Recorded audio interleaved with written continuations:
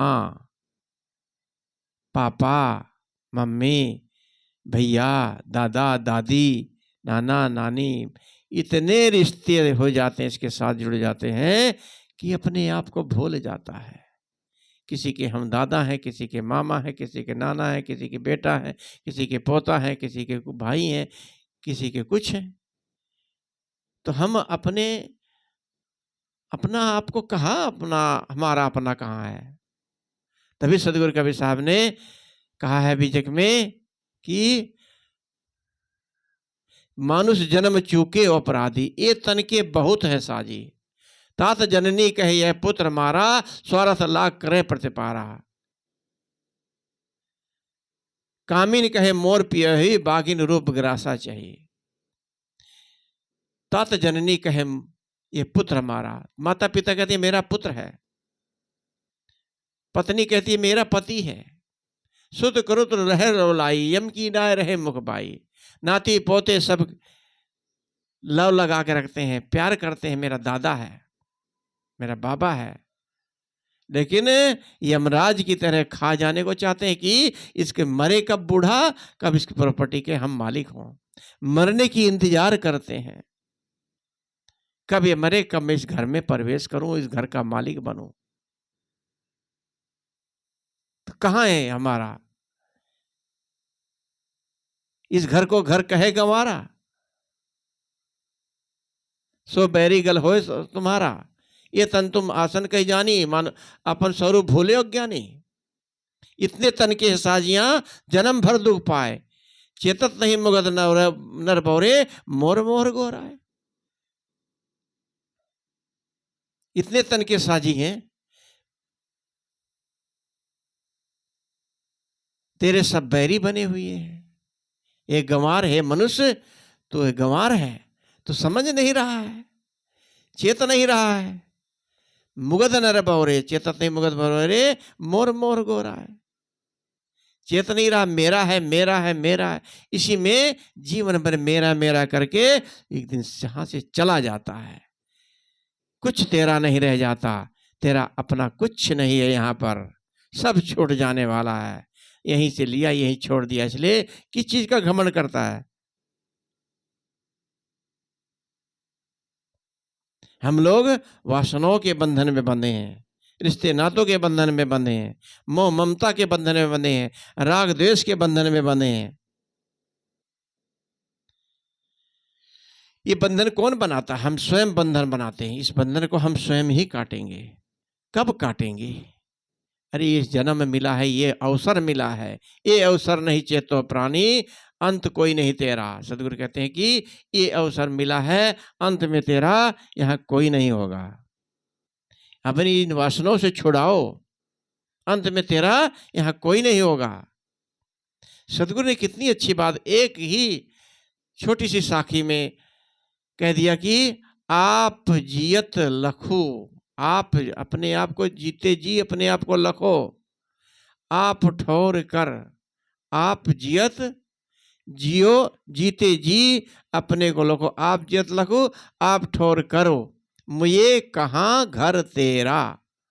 ये बोए, ये मर जाने मरने वाले को मुआ कहा गया। मरना है जिसको तो करना मोहब्बत बेकार है। इस पंक्ति में सदगुरु ने तीन बातों को अलग अलग तरीके से समझाया है। जीवन रहते रहते पहली बात की हम अपने आप को देखें, परखें, समझें कि मैं कौन हूं, अपना ठौर ठिकाना बना, अंत में तेरा कोई नहीं होगा। देखते देखते इस संसार से हम यहां से चले जाएंगे, सब कुछ छूट जाएगा। खुद को नहीं समझ रहे हैं, सबको अपनाना चाहते हो, सबको यहां से लेके जाना चाहते हो।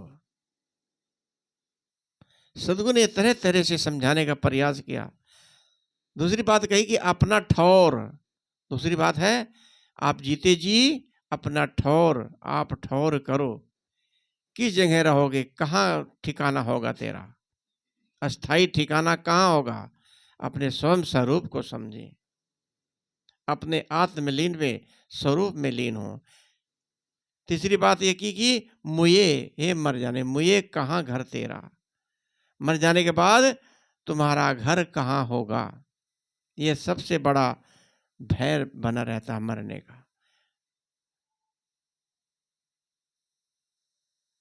मरते मरते शरीर को इतना कष्ट होता है कि वो मर भी नहीं पाता, लेकिन जीवन भर तड़पता रहता है, कष्ट उठाता रहता है।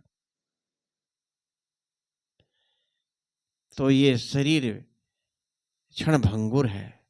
शरीर छूटता है तो कोई कष्ट जब होता है तो आत्मा तड़पती है कि पूरे जीवन भर हमने क्या किया। इसलिए अपने जीवन की चिंता करें, ये अवसर को चेतो। सदगुरु कबीर साहब के एक छोटी सी कहानी है। सदगुरु कबीर साहब के नाम से कहानियां बनाते हैं। कबीर साहब ने ऐसा किया होगा, ये तो सब कल्पना है। कबीर साहब के नाम से बहुत लोगों ने कहानियां बनाई हैं। तो कबीर साहब कहते हैं कि कपड़ा बुनते थे तो उन्होंने एक गोल मठोल बड़ी सुंदर पगड़ी बनाई। पगड़ी बना करके जंगल में ले जाकर जब पगड़ी बना करके बाजार में ले जा करके उसको बेचने गए। जब बाजार में ले जाकर उसको बेचने के लिए गए तो पगड़ी की कीमत रखी 2 टका। भाई, दो सुंदर पगड़ी, बढ़िया पगड़ी, जानदार पगड़ी, शानदार पगड़ी, ऐसा कह के आवाज लगा रहे थे। तो ग्राहक उनमें से एक आया कि भाई कितने की दोगे। तो कबीर साहब ने कहा भाई 2 टका। जानते हो ना, तो आप दाम जो है जितना बताओगे लोग आधा ही बताते हैं। तो कहे 2 टका तो भाई ज्यादा है, 1 टका दूंगा। तो कबीर साहब ने कहा भाई एक कुछ भी कम नहीं करेंगे, उतने में ही 2 टके में देंगे। तो और भी कोई ग्राहक आए, सब पूछ पूछ के चले गए। कबीर साहब शाम हो गई तो पगड़ी बगल में दबा के आ रहे थे। तो रास्ते में एक पड़ोसी मिल गया कि कबीर साहब कहाँ जा रहे हैं, किधर से आ रहे हैं। तो उन्होंने सारा दृष्टांत उसको बता दिया। तो उसने कहा ठीक है, ये पगड़ी मेरे ऊपर छोड़ दो। उन्होंने बताया भाई 2 टके में बेच रहा था, नहीं बिकी। कहे मेरे को सौंप दो, आपको मैं इसको बेच के दिखाऊंगा। और पड़ोसी लेकर के पगड़ी को बाजार में अगले दिन ले गया और पगड़ी बाजार में रख करके आवाज लगाने लगा, पगड़ी लो भाई, सुंदर पगड़ी, गोल पगड़ी, मजबूत पगड़ी, जानदार पगड़ी, शानदार पगड़ी। तो लोग आने लगे। पूछते कहे भाई कितने की। कहे 8 टके की। कहे 8 टका तो भाई महंगा है। पूछ के चले जाते। तो एक व्यक्ति आया, कहे भाई कितने की दे रहे। कहे 8 टका भाई। कहे महंगी है, कुछ कम कर लो। कहे चलो तुम्हारे लिए मैं कुछ कम कर लूंगा। कहे 7 दे दो, 7 टका। कहे नहीं 6 टका ले लो। कहे लाओ। 6 टके में पगड़ी को बेच करके आ गए। आके कबीर साहब के चरणों में 6 टका रख दिया। तो कबीर साहब चमत्कार आश्चर्यचकित हुए कि 2 टके की पगड़ी और 6 टके में बिकी गई। क्या ये संसार है। तभी तो सदगुरु कबीर साहब ने कहा ये सब लोग अंधे हैं, पूरा जग अंधा बताया, पूरा जग अंधा को समझावे। साच कहे तो मारण जावे, झूठे जगपति आवे। सच्ची बात बता रहे थे, 2 टके में बेच रहे थे, किसी ने नहीं लिया। और उसको बढ़ा चढ़ा के उसकी कीमत लगाई तो 6 टके में बिक गई। तो ये यहाँ पर इस संसार में हर चीज 2 नंबर की है, सब चीज 2 नंबर की है। प्रवचन भी 2 नंबर के हो रहे हैं, जालसाजियों वाले प्रवचन, चमत्कार वाले प्रवचन। लेकिन हमारे सदगुरु कबीर साहब का माल 1 नंबर का है। इनका माल 1 नंबर का है, इसलिए इनका माल बिकता नहीं जल्दी से, बहुत कम ग्राहक लेते हैं। अगर 2 नंबर में बेचा तो देखो झट से बिक गया ना। तो इसलिए एक नंबर का माल रखो। एक नंबर का मतलब सच्ची बात बताओ, चमत्कार की बात मत बताओ।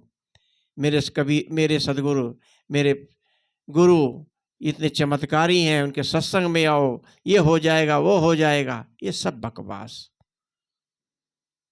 इंसान है, ज्ञान देते हैं, ज्ञान पर चलो जो बताते हैं।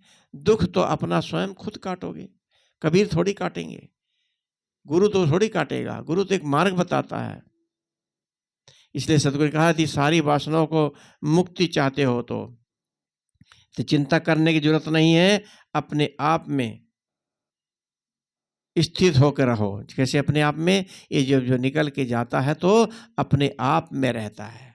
मुझे कहाँ घर तेरा, कहाँ रहोगे? अपने आप में रहेंगे। जैसे चांद से चांद तारे रहते हैं, ऐसे ही आत्मा अपने आप में रहेगी। इसी को मुक्ति कहते हैं। ये जीव शरीर धारण नहीं करेगा, गर्भ में धारण नहीं करेगा, संसार में नहीं आएगा, कोई कष्ट नहीं उठाएगा। इसलिए ये अवसर नहीं चेतो प्राणी, अंत कोई नहीं तेरा। कहे कबीर, सुनो हो संतो, कठिन काल को घेरा। ये काल का घेरा बहुत कठिन है। इसलिए अपने इस जीवन का कल्याण का काम कब करोगे? तो मैं इन्हीं शब्दों के साथ अपनी वाणी को यहीं पर विराम देता हूँ। बोलिए सद्गुरुदेव की जय।